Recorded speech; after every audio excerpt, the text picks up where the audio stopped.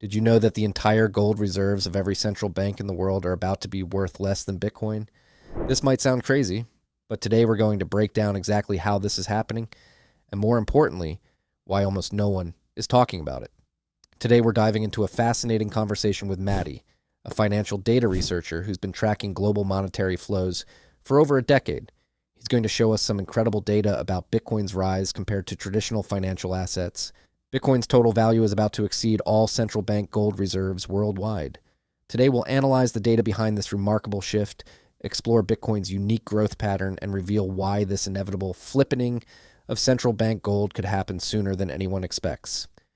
Before we continue, if you enjoy these breakdowns, hit the like and subscribe button for more TFTC content. Full episode linked below.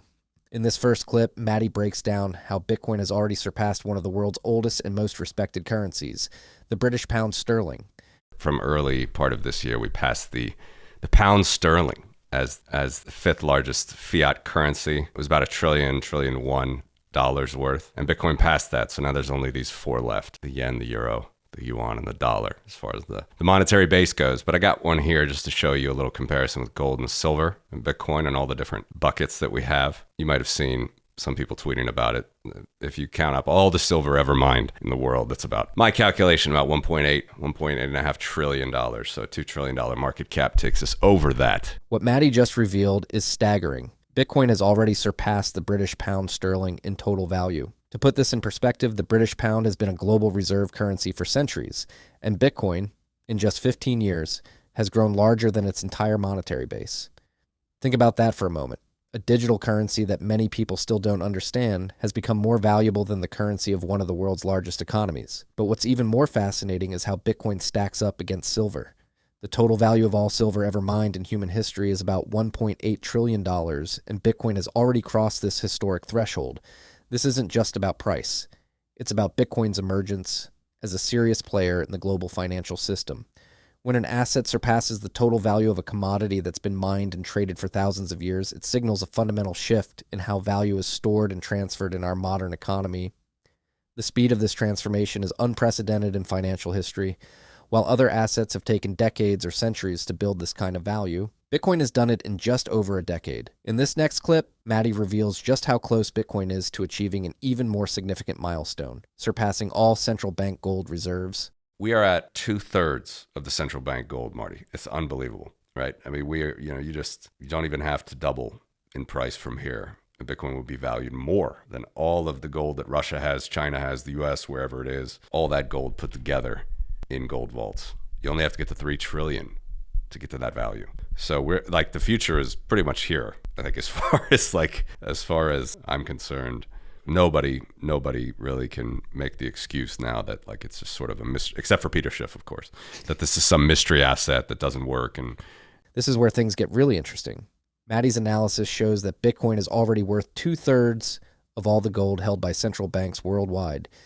This isn't just another price milestone. It's a fundamental shift in the global monetary landscape. When you consider that central banks have been accumulating gold for centuries as their primary reserve asset, Bitcoin approaching parity with these holdings in just 15 years is remarkable. What's particularly significant is how this challenges traditional financial wisdom. Central banks have always relied on gold as their ultimate store of value, their insurance policy against economic uncertainty. The fact that Bitcoin is approaching the same value as these gold reserves suggests that the market is starting to view Bitcoin as a legitimate competitor to gold in this role. Consider the implications. If Bitcoin only needs to double from here to surpass all central bank gold holdings, we're not talking about some distant future possibility. We're talking about something that could happen in the relatively near term, given Bitcoin's growth trajectory. This rapid ascent challenges everything we thought we knew about how monetary assets develop and gain acceptance. The efficiency of Bitcoin's network, its mathematical scarcity, and its resistance to manipulation are proving to be powerful attributes that the market is clearly valuing. But to understand how Bitcoin can achieve this next massive milestone, we need to understand its unique growth pattern, which Matty explains next.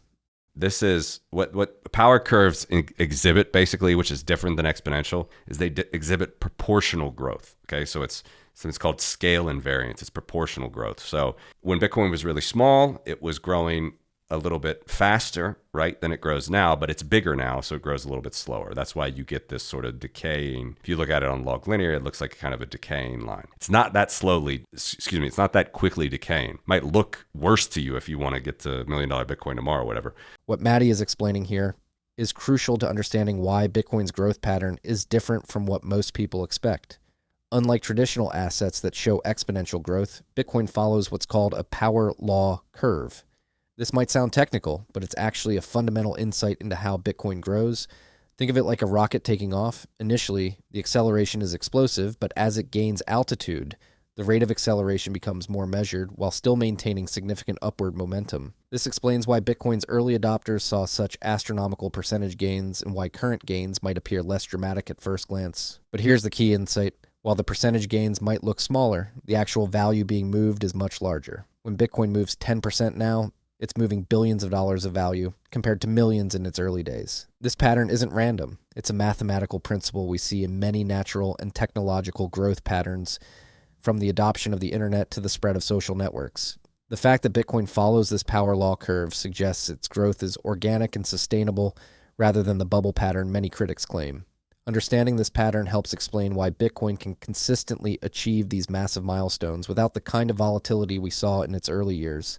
As we move to our final clip, Matty puts this growth rate into perspective by comparing it to traditional financial markets.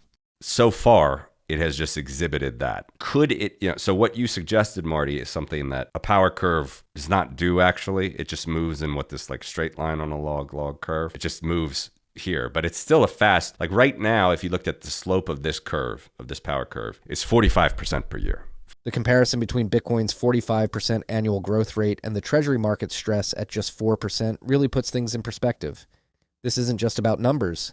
It's about Bitcoin's fundamental strength as a new type of financial asset. Traditional markets get nervous about relatively small movements, while Bitcoin consistently delivers much higher growth rates without breaking the system.